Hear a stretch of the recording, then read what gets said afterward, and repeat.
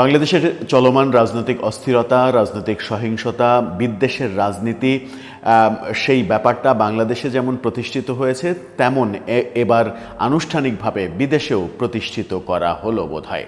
আমরা জানি সবাই দুদিন আগে নিউ ইয়র্কের জন এফ কেনেডি বিমানবন্দরে আওয়ামী লীগের লোকজন এনসিপি নেতা আক্তারের উপরে ডিম বর্ষণ করেছে। সেই ঘটনা রীতিমতো তোলপাড় সৃষ্টি করেছে। সেই ঘটনার নেপথ্যে কি, কেন তারা নিরাপত্তাহীনতার মধ্য দিয়ে গেলেন, সরকারের এক ধরনের দায়সারা বক্তব্য, প্রতিবাদ, নিন্দা, কিন্তু সরকার তাদেরকে নিরাপত্তা দিতে ব্যর্থ যখন হয়েছে তখন নানা রকমের আলোচনা চলছিল।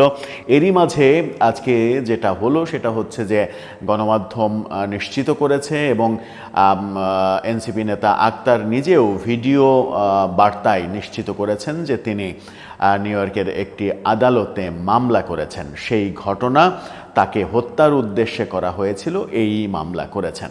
এখন বাংলাদেশে যে কোনো মামলার মোড় ঘুরিয়ে দেয়া যায়, যেটা বাংলাদেশের রাজনৈতিক কালচারে আমরা দেখি যে কোনো কিছুই হয়নি কিন্তু তাকে হত্যার চেষ্টা করা হয়েছিল, হত্যা করতে এসেছিল, এটা বলে অ্যাটেম্প্ট টু মার্ডার মামলায় ভাসিয়ে নানাভাবে নানা দিকে প্রভাবিত করে, প্রভাব বিস্তার করে আসামিকে হেনস্থা করার ব্যাপারটা ঘটানো খুব সহজ। কিন্তু যুক্তরাষ্ট্রে কি সেটা সহজ? যুক্তরাষ্ট্রে যে মামলাটা করা হলো, এবং তার চাইতেও বড় কথা হচ্ছে যে এই মামলাটা করে যেটা প্রতিষ্ঠিত করা হলো যে বাংলাদেশের মানুষ দেশের মাটিতে শুধু না বিদেশের মাটিতেও নিজেরা মারামারি করে এবং মারামারি করে সেটা মামলায় রূপান্তরিত করে আন্তর্জাতিক এভিডেন্স হিসেবে সেটাকে রেখে দেয়। কি হলো আজকে যুক্তরাষ্ট্রে এই মামলা বাংলাদেশের জন্য কোনো শুভ বার্তা বয়ে আনবে কিনা, ভিন্ন কোনো উপায় ছিল কিনা, এই মামলা আন্তর্জাতিক মহলকে কি বার্তা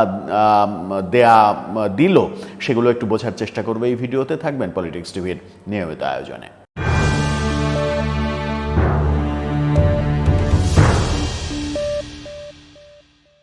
দর্শক, বলছিলাম এনসিপি নেতা আক্তার হোসেন তিনি নিউ ইয়র্কের বিমানবন্দরের কাছের একটি থানায় মামলা করেছেন এবং সেই মামলায় বলা হয়েছে যে তাকে হত্যা চেষ্টা করা হয়েছে। গণমাধ্যম সেটা নিশ্চিত করছে। নিউজ 24-এর শিরোনামটা আপনারা দেখে নিতে পারেন। সেখানে বলছে যুক্তরাষ্ট্রে মামলা দায়ের আক্তার হোসেনের। একটা ভিডিও বার্তাতেও তিনি নিজে এই কথা বলেছেন।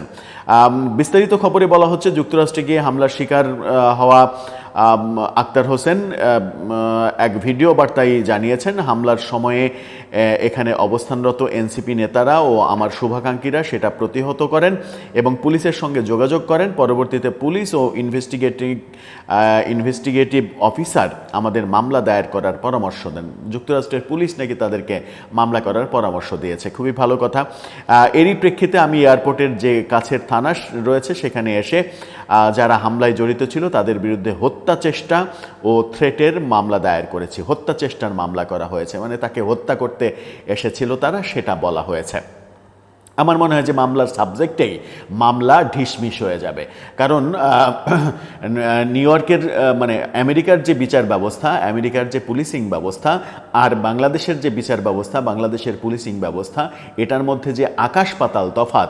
বাংলাদেশে যে ভাষায় মামলা করা যায় এবং মামলা করে সেই মামলার মেরিট তৈরি করা যায় নানাভাবে সরকারি চাপ প্রয়োগ করে, যেটা আমরা রাজনৈতিক সরকারের আমলেও দেখেছি, এই সরকারের আমলেও দেখছি, সেটা যুক্তরাষ্ট্রে করা যায় কি না, নাকি সেটা হাস্যকর পর্যায়ে চলে যাবে, সেটাও একটা বড় প্রশ্ন তৈরি হবে। বলা হচ্ছে একই সাথে যুক্তরাষ্ট্রের পুলিশকে আমরা অবহিত করেছি যে যারা যুক্তরাষ্ট্রে এই ঘটনাগুলো ঘটাচ্ছেন তারা বাংলাদেশের একটি নিষিদ্ধ সংগঠনের সাথে জড়িত। নিষিদ্ধ সংগঠনের সঙ্গে জড়িত মানে আওয়ামী লীগ কি নিষিদ্ধ সংগঠন? আওয়ামী লীগকে কি নিষিদ্ধ করা হয়েছে?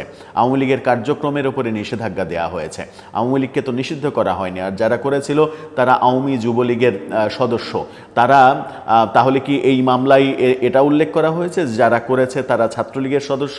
যদি সেটা হয় তাহলে যে ডিম মেরেছে মিজান, যিনি এর মাঝে এক রাত জেলও খেটেছেন এবং জামিনে মুক্তি হয়েছেন, সম্ভবত এই কাণ্ডের কারণেই তাকে পুলিশ গ্রেপ্তার করেছিল, আদালত তাকে জামিন দিয়ে দিয়েছে। সে তো প্রকাশ্যে বলেন যে তিনি যুক্তরাষ্ট্র যুবলীগের নেতা। তো যুবলীগ তো ছাত্রলীগ না, যুবলীগ তো নিষিদ্ধ সংগঠন না।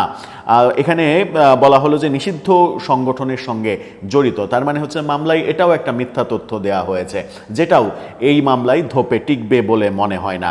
একই সাথে তাদের জাতিসংঘের প্রতিবেদনের কথাও বলা হয়েছে। জাতিসংঘ প্রতিবেদনের কথা বলা হয়েছে, জাতিসংঘ প্রতিবেদন দিয়েছে জুলাই আন্দোলন, জুলাই বিপ্লব নিয়ে যে প্রতিবেদন দিয়েছে জাতিসংঘের, সেই প্রতিবেদন যদি অক্ষরে অক্ষরে মানা হয় কিংবা সেটা বিশ্লেষণ করা হয়, তাহলে আমরা দেখি যে জাতিসংঘ তার প্রতিবেদনে 1400 জন হত্যা হতে পারে, সংখ্যাটা 1400 জন হতে পারে এরকম উল্লেখ করেছে, কিন্তু তারা সেই তারিখ মানে সেই সময়টা বলেছে যে 15ই আগস্ট পর্যন্ত, অর্থাৎ জুলাই থেকে শুরু করে 15ই আগস্ট পর্যন্ত এই সময়ের জন্য। কিন্তু বিপ্লব তো 5 তারিখে শেষ হয়ে গেছে। 5 থেকে 15 পর্যন্ত যে বিপুল সংখ্যক হত্যাকাণ্ড হলো, সেটা তো বিপ্লবের মানুষজন হত্যাকাণ্ডের শিকার হয়নি। সেই সংখ্যা যদি ধরা হয়, তাহলে যে কোনোভাবেই মানে বিপ্লবের পক্ষের লোকজন সেটার জন্য দায়ী হতে পারে এমন আলোচনাও তো রয়েছে। কারণ 5 আগস্ট থেকে 15 আগস্ট পর্যন্ত দেশে যে হত্যাকাণ্ডগুলো হয়েছে, সেই হত্যাকাণ্ডগুলো কারা করেছে সেই ব্যাপারে এখন পর্যন্ত কোনো তদন্ত কিংবা সেই ধরনের কোনো কার্যক্রম আমরা দেখিনি। সুতরাং জাতিসংঘের প্রতিবেদনের কথা যেটা বলা হচ্ছে, সেটাও খুব একটা যে সুবিধাজনক কাজে দেবে যুক্তরাষ্ট্র পুলিশের কাছে, সেটাও মনে হয় না। আক্তার এই সময় আরও বলেছেন যে আমরা মনে করি যে আওয়ামী সন্ত্রাসীরা যারা দেশে হোক বা দেশের বাইরে হোক, আমরা আইনগতভাবে প্রতিকারের ব্যবস্থা গ্রহণ করব। সন্ত্রাসী কর্মকাণ্ডের যে কোনো জায়গাতেই প্রতিকারের ব্যবস্থা করা উচিত। আওয়ামী লীগ যে ঘটনাটা ঘটিয়েছে, ডিম মারার ঘটনাটা, সেই ঘটনাটা কোনোভাবেই গ্রহণযোগ্য না, সেটা না ঘটালেই ভালো হতো। কিন্তু আওয়ামী লীগ তো আবার উদাহরণ হিসেবে দিচ্ছে, এবং আমরা গতকালকে ডয়েসেভেলের একটা রিপোর্টও দেখেছি। ডয়েসেভেলের রিপোর্ট করেছে যে এই যে ডিমের ঘটনা, ডিম মারার ঘটনাটা ঘটলো, এটা আরও 1 বছর আগে, 13 মাস আগে থেকে বাংলাদেশের আদালতে শুরু হয়েছে এবং ধারাবাহিকভাবে শুরু হয়েছে। এই ধারাবাহিকতারই একটা অংশ ওটা। এভাবে ডয়েসেভেলে বিভিন্ন স্টেক হোল্ডারদের সঙ্গে কথা বলার চেষ্টা করেছেন। যাই হোক, মামলা হলো, এখন যুক্তরাষ্ট্র পুলিশ দেখবে যে এই মামলায় যারা দোষী তাদের বিরুদ্ধে শাস্তিমূলক ব্যবস্থা গ্রহণ করবে। কিন্তু মামলায় মনে হয় বেশ কিছু মানে অসংলগ্ন তথ্য রয়েছে, যেমন হত্যা করতে এসেছিল তারা, এইটা একটা ব্যাপার। প্রকাশ্যে সেটার কোনো অস্তিত্ব পুলিশ হয়তো খুঁজে পাবে না, কারণ সেরকম কোনো মোটিভ দেখা যায়নি আপাত দৃষ্টিতে, সেটাই মনে হয়েছে। আরেকটা যেটা বলা হয়েছে যে তারা বাংলাদেশের নিষিদ্ধ সংগঠনের সদস্য, সেটাও আমার মনে হয় মিথ্যা তথ্য, কারণ তারা আওয়ামী লীগের সদস্য, যুবলীগের সদস্য। আওয়ামী লীগ, যুবলীগ বাংলাদেশে নিষিদ্ধ সংগঠন না। আমার মনে হয় যে মামলা করার আগে ব্যাপারগুলো আরেকটু গুছিয়ে ঠিকঠাক মতো ভাষার প্রয়োগ করে মামলা করলে, যেটা তিনি ভিডিও বার্তায় বলেছেন, সেটা না হয়ে একটু গুছিয়ে ব্যাপারটা করলে, তাড়াহুড়া না করলে আমার মনে হয় ভালো হতো।